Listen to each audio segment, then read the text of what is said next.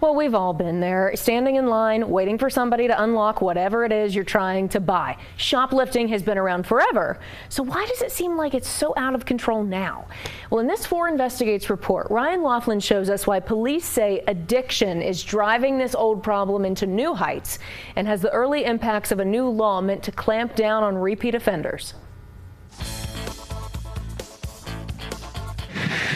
You're being detained for stealing. It is a problem that went unchecked for years. It was pretty much just chaos after that. Shoplifting, a crime classified as non-violent. But the secondary individual that comes in with him actually produces a handgun during the incident. And the plan was to go back and sell the stuff for some drug money. Yeah. Is that pretty common? Yeah. Now, new laws are meant to hold thieves accountable. We need to go deeper on this stuff. We got to get off that surface level and we got to dive in. Stop or we'll use force on you! But is it working? Put your hands behind your back. It's the morning briefing for APD's Organized Crime Unit.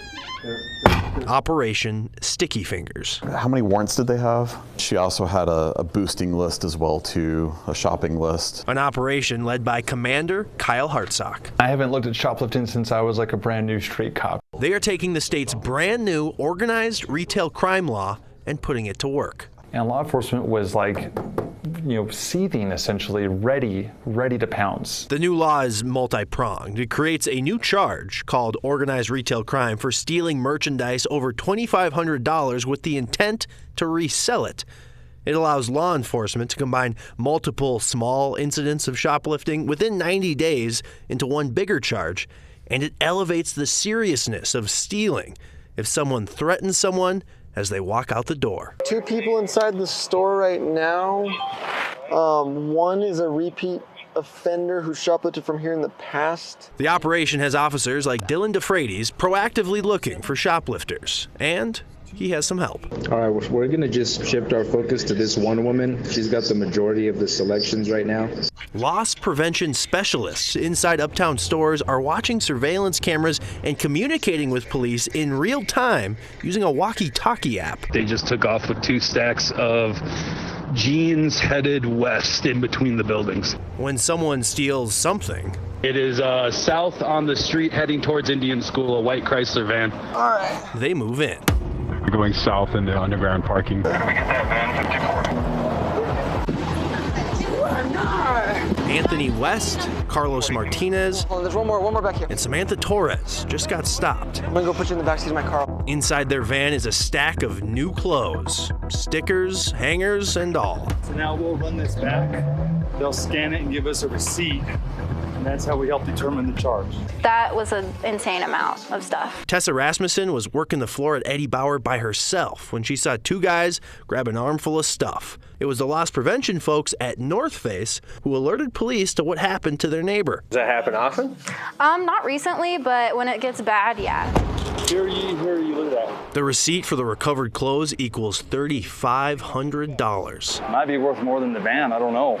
They are selling merchandise for drugs. Fentanyl? Fentanyl and meth, yeah. These types of operations are far and few between. Increasingly rare in the city for us to be able to get to shoplifting in progress, so. And it all ties in together. For the many of shoplifters that get away, some end up on Detective Richard Lucero's desk. We've seen some of the organizations are much bigger, much larger scale than just a local, where they're actually going across state lines, even larger than that to a global portion. Seems pretty overwhelming. I would agree with that. It's a lot. Lucero is looking at the big picture, not only poring over surveillance video, but also connecting the dots to underground retail crime rings. We have low-level boosters. Like I said, the majority of that is just to predominantly feed a habit, but there's somebody that's generally above them that we would commonly know as the fence. The fence will put specific requests out for items that are easy for them to sell. And it's often organized.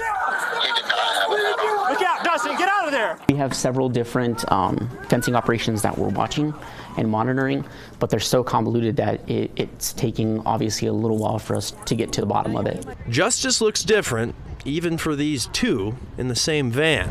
Both West and Martinez are charged under the new organized retail crime law. Prosecutors filed to have both stay in jail until trial, but only West was held. A judge released Martinez. He was then arrested again with Torres for allegedly smoking fentanyl. Prosecutors dismissed that before even realizing he was out on conditions of release. Martinez and Torres are still out on the street. Like, you're in line to pay for it, and they just walk right out. That we've agreed that's not cool, right? Just walk right out. As a society in our common areas, we have to abide by some minimum decency standards. After 4 months, Operation Sticky Fingers ended with 196 people charged. We asked Hartsock, when will these efforts make an impact? It already is. He says some retailers have reported a decline in shoplifting this summer.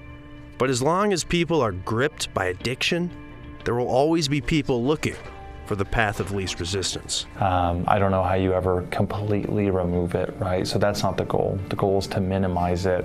Ryan Laughlin, 4 Investigates.